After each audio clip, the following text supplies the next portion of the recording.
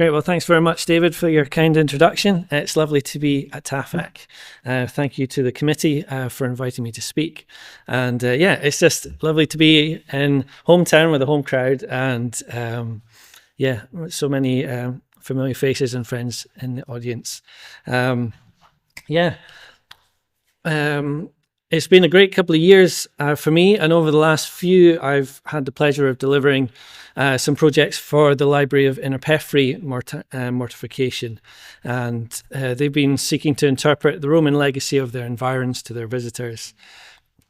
That started off by designing a guided walk and training their wonderful crew of volunteers to lead it, and then they commissioned me to write a booklet on the subject, which I did last year, and then we launched it just in April this year. So this is the other reason I've put my head up. Is I'm very keen to promote the booklet and share it with everyone. Now, the brief I got was Inner Perthshire wanted a fresh look at Roman Perthshire. It needed to be in a popular style, aimed at new and existing, visiting and local audiences. And of course, it needed to have an Inner Perthshire feature, which I was more than happy to oblige on, because as you can see, they've got an incredible Roman landscape right on their doorstep, a host of camps. They've got the fort across the way at Stregeath there, and the tower in the woods at the top of the drive. So yeah, it's a great landscape for both doing a guided walk, interpreting to their visitors, and to be kind of a pivoting point for the booklet. So yeah, I teamed up with, in my opinion, one of Scotland's best illustrators for archaeology and heritage, which is Ian Ashman. He's based up in Orkney. So any of the booklet illustrations that you see today, they're his fine work. So when I took that brief from Inner Perthshire, I took it quite seriously on the point of giving a fresh look. I'm pretty committed to only putting into print information that I'm confident in, and not giving the impression of a neatly sewn up narrative if one doesn't exist in the first place. I like to give the readers the opportunities to kind of think about the content and draw up their own conclusions if they can. Now, we've got a wonderful regional research framework that clearly demonstrates that many of the big research questions have existed for well over a decade, and they still haven't been addressed. And also that we've got the prevailing interpretation narrative. It kind of dates back to the early 2000s. So things haven't really moved an awful lot. We're sorely lacking in evidence, particularly around chronologies and phasing. And yeah, we need a lot more work there, which comes out in the framework questions and priorities. So really, if you think the story that we think we know isn't definitive, and I think that's one of the key things here. It's entirely plausible based on the evidence that we've got. But the important thing is that there are other interpretations out there that are equally plausible based on the information base that we have.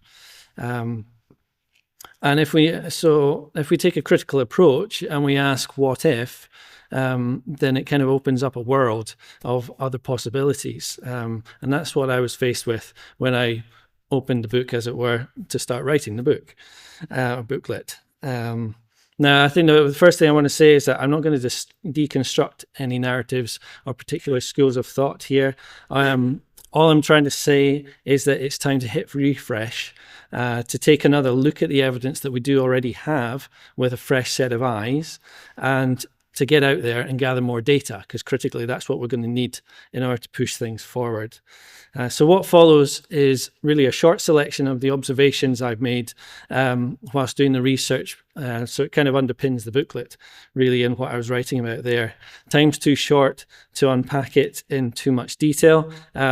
But I'm very fortunate that PSNS have kindly invited me to speak in January. So yeah, what I can't squeeze into today, come along in January, and I've got a whole evening so I can unpack everything to my heart's content. So yeah, do please join us for that. So I'm going to jump straight in and tug the tail of the elephant of the room, and that's the relationship between Roman archaeology and classical sources. But I am going to steer clear of the head of the elephant with the nasty tusks, which is Tacitus agricola. And I'm going to go in and take a swipe at terminology instead. Now, when I'm trekking through the jungle in the Pacific or yomping across an Orkney hillside recording World War II remains, I classify my sites using 1940s military terms. So why do I do that?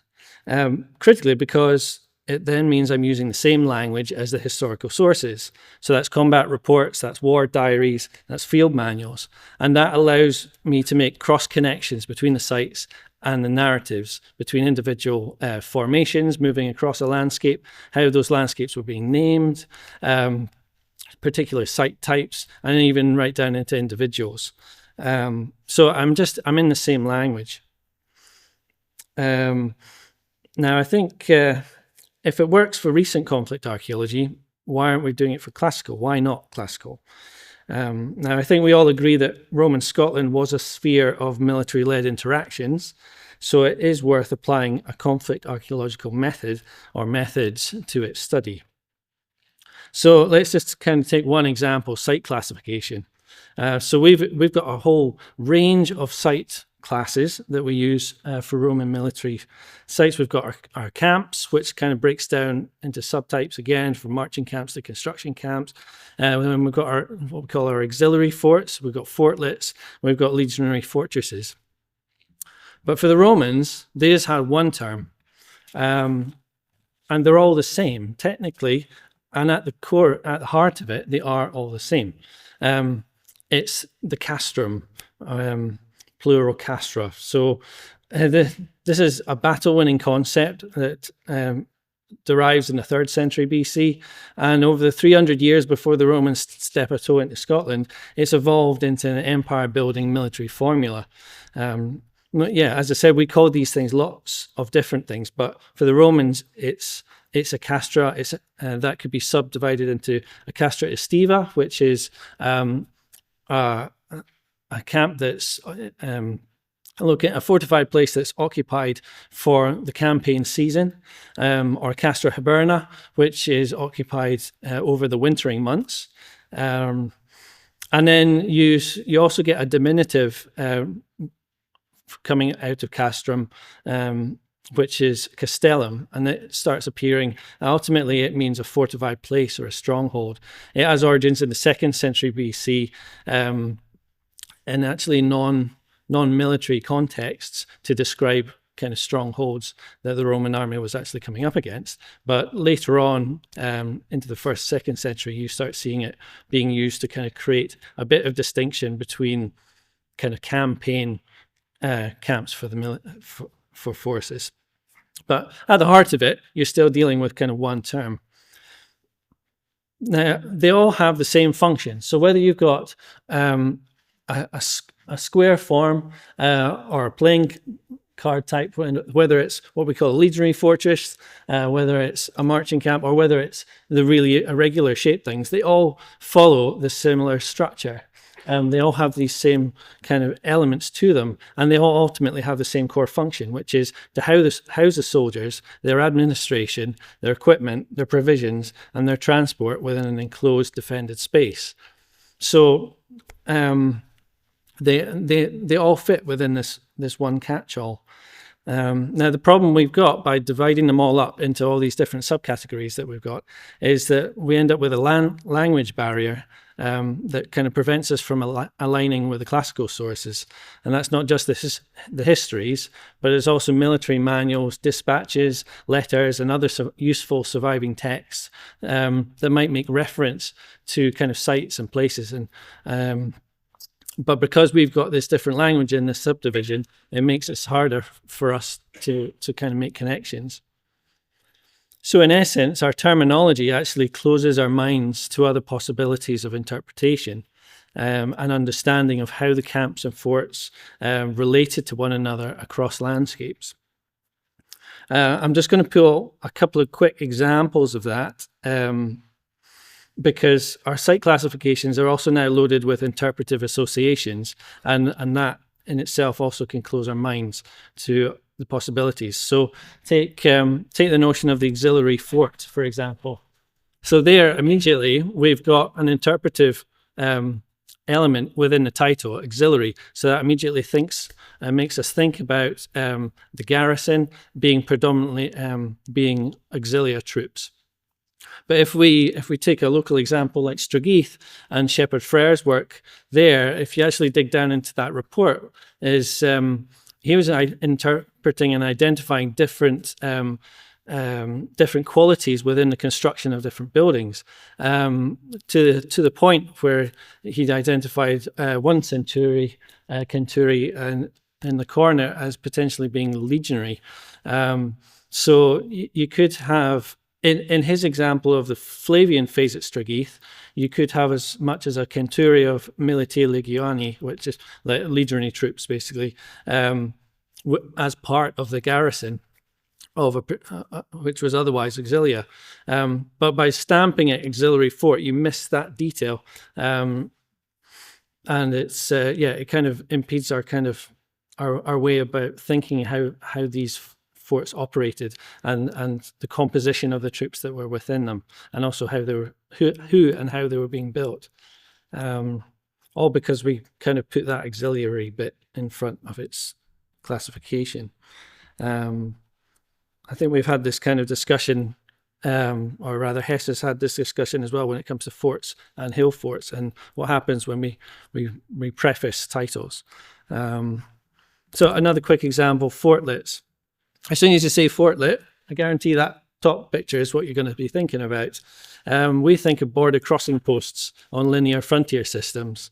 So by using fortlet, that's immediately, if we start talking about a fortlet up in Perthshire or even in the borders, that's what we're thinking about. We're thinking about these border crossing posts. But the reality is that from the plans and the excavations of our fortlets, they're clearly different. You know, even if we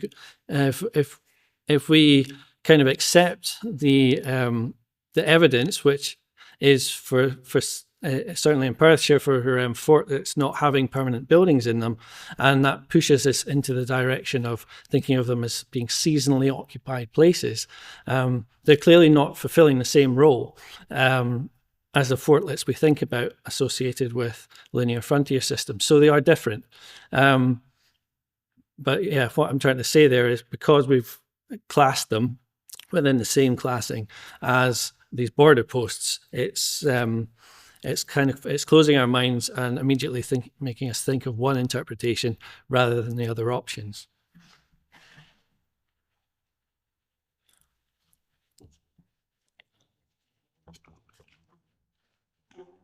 So that's my quick piece on terminology. Let's jump to a favourite topic, roads. Now, roads roads typically increase speed of movement for a Roman army because they provide a firm route that's free from obstacles for baggage animals and particularly carts to move. So roads really become essential when there's a need to resupply an army or fortified positions, or to march in a flying column at a reasonable offensive pace. Flying column is when you've got a formation of troops that's carrying everything it needs. It's got all of its supplies and its equipment all inbound. It's not being supplied by a convoy feeding it. So those are the scenarios where roads are really critical. Now in Perthshire, as we've got on the map here, we've got a pretty extensive known road, which certainly would have served this purpose. But when we consider it against the fortifications that we kind of date to the Flavian period, we see that our road that we know of doesn't connect to them all.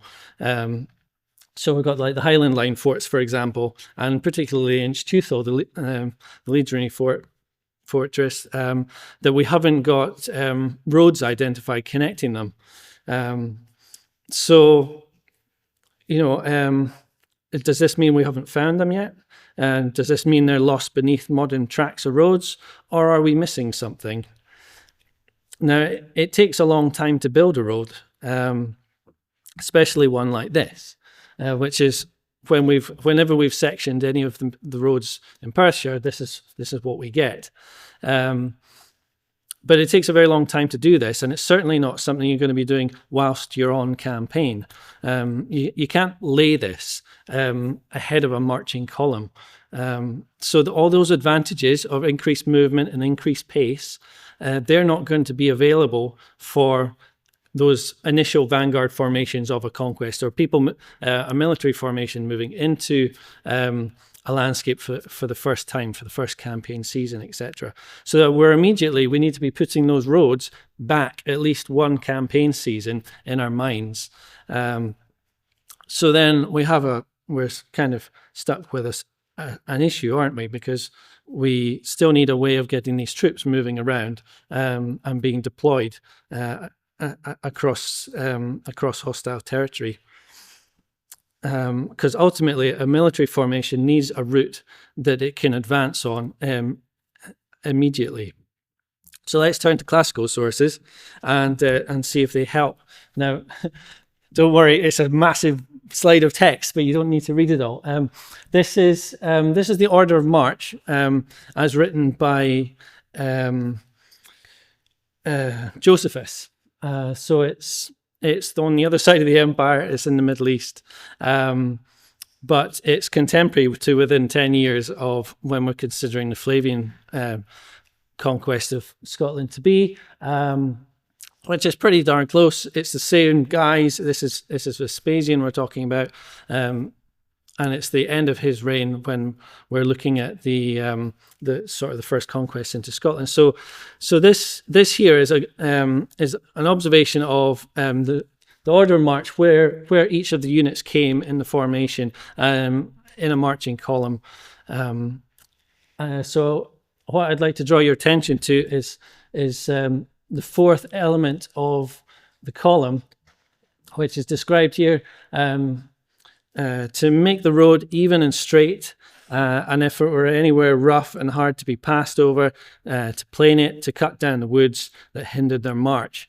So in other words, you've got a body of men, potentially up to 1,000, allocated far up, just behind the vanguard within a marching column, to basically make a road. In a place where there is kind of a track or one already, they're improving it, they're making it fit for the carts and the baggage animals and everything else behind them. But in scenarios where it's completely virgin territory, they're literally cutting a path through the landscape that's going to suit the column that's coming up behind. So this isn't the same road type that we've just been looking at and which we've been excavating and which is visible in aerophotography. We need to think about two types of road. What we're talking about here is what I would describe as a tactical road, and it's essentially a corridor of space that is being cleared of trees and shrubs and vegetation for about 9-meter width. You've got an area which has had all of its puddles and things kind of balanced out, and then it's roughly curbed. That's the kind of thing that